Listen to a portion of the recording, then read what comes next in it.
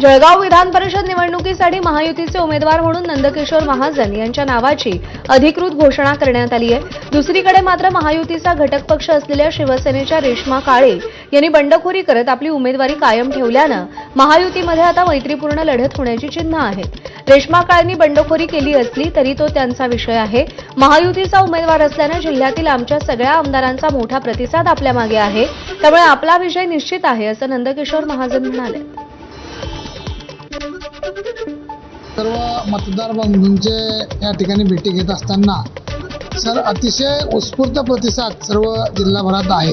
रेश्मा काळेंनी बंडखोरी केली हा त्यांचा विषय आहे, परंतु महायुती म्हणून या जिल्ह्यातील सर्व नेते भक्कमपणे माझ्या पाठीमागे उभे आहे। गुलाबरावजी पाटील यांचे चिरंजीव प्रतापरावजी पाटील ज्यांचं नाव आपण सांगतात आहे ते आमच्या बैठकीत त्या ठिकाणी उपस्थित होते आणि त्यांनी त्या ठिकाणी सर्व मतदारांनाही स्वतःवरून आवाहन केलेलं आहे की महायुतीचे उमेदवार नंदकिशोर महाजन यांच्यासोबत आपल्याला राहायचं आहे आणि त्यांनी मला त्या ठिकाणी सांगितलं की तुमचा विजय आजच निश्चित आहे।